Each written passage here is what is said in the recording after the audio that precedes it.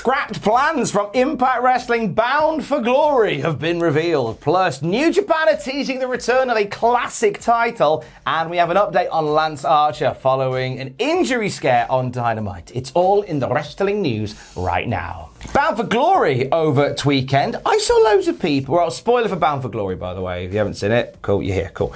I saw loads of people getting annoyed about the conclusion of the show, which was Josh Alexander winning the Impact World title, celebrating with his family in the ring, and like his wife and his son's in the ring, and Moose just storms out and says, "All right, I won the fight for the right earlier on." Yeah. It's not called that, but I won the cup earlier. I'm having my title match now. To party! Yeah, he won the fight for his right to party. He won the call your shot. He called his shot, and whilst Josh Alexander's family are in the ring with him, Moose spears Josh Alexander and pins him to become the Impact World title. And there's a photo of like Josh, and you know what? It's wrestling. It's so wrestling. It's Josh Alexander on the ground, his wife and his son like holding his head, like cradling him, with Moose having one foot on his body. Excellent. Like and there's a lot of people detracting this. I thought it was excellent. You're meant to be annoyed. Wrestling. You're meant to be annoyed. You're meant to be annoyed. Right, it's just set Josh Alexander up. And I really wanted Josh to win. And I guess he did win, but he's not left with a belt that night. I really wanted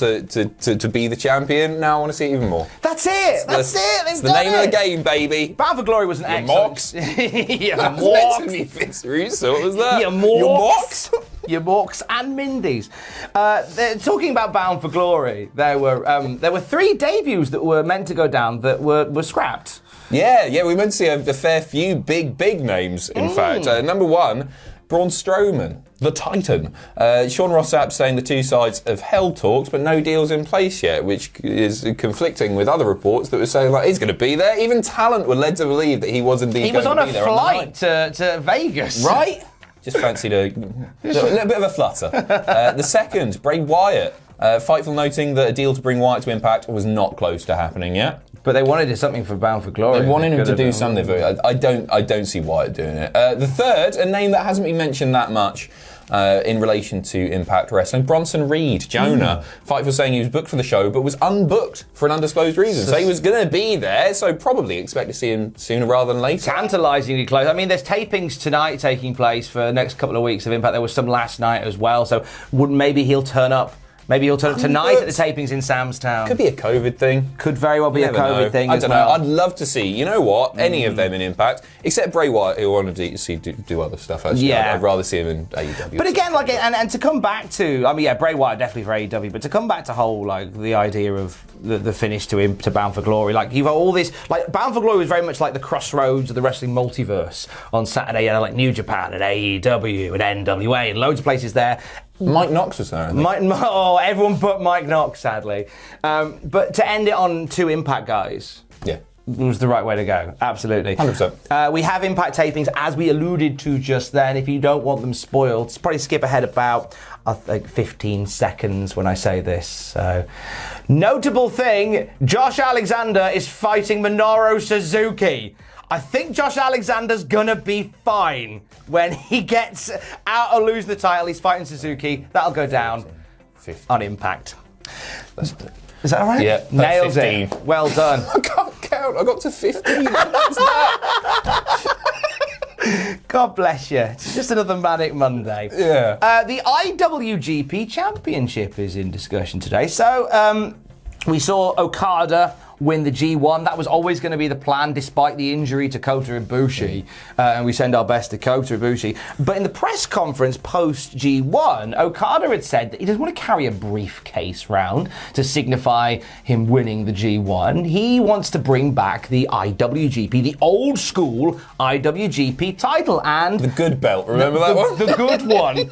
And it was the following. It was just after G1 at the Road to Power struggle where he came through on his promise. There he is, there's Okada walking to the ring with the classic IWGP Heavyweight Championship. Oh, it's a thing of nice. beauty. Yeah, I still I can't get used to the new belt, so it's really good to see this back, and it's also really cool to see what looks like they're listening to the fans, because that is going to eventually be the belt.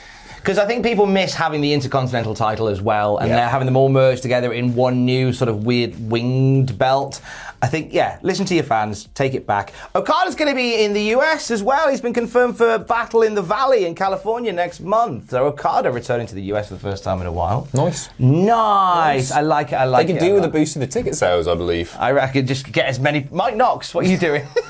Oh, poor Mike Knox. He's become the Monday meme. God bless him. 10:10. It's a Mike Knox meme. Some rough news from the camp of Kylie Ray, who is stepping away from wrestling once again, isn't she, Adam? Yeah, releasing a quite lengthy statement on social media, essentially just saying that she's stepping away. She says, due to unforeseen circumstances, I will not be able to perform at Freelance Underground and at NWA this weekend, nor AEW next weekend. She revealed that she'd suffered a mental health relapse.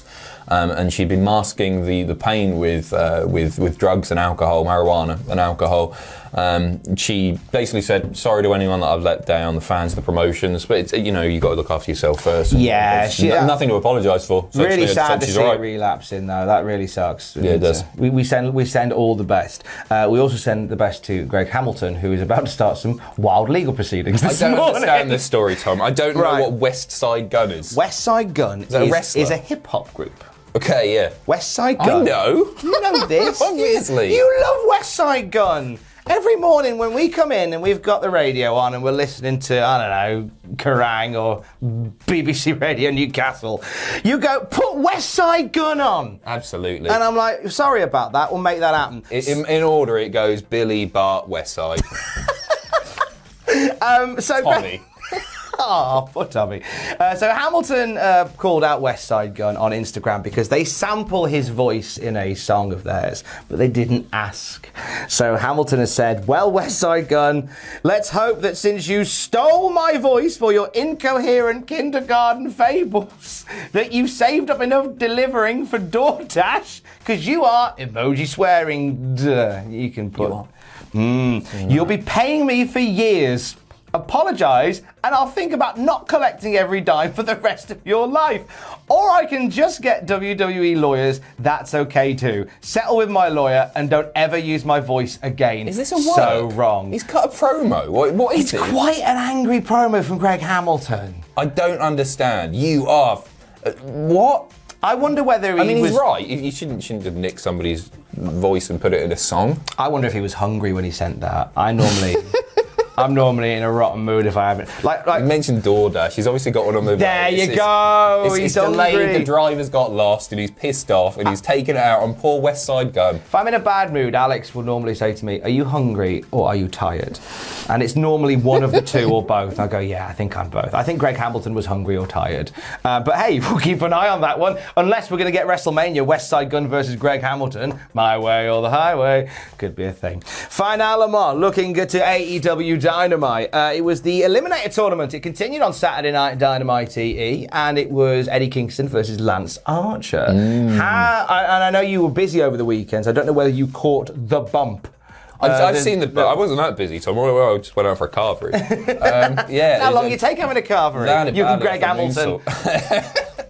Did badly off the moonsault, and it looked horrible. He was able to leave on his own that night, but it was not a pleasant landing, and it did look really rough. He tweeted yesterday, "We choose to do this and take our healths and lives in our hands every night. I've done that move hundreds of times over my career. I just under-rotated. Could have been much worse. Thank you to all at AEW for taking amazing care of me and protecting me. I'll be back."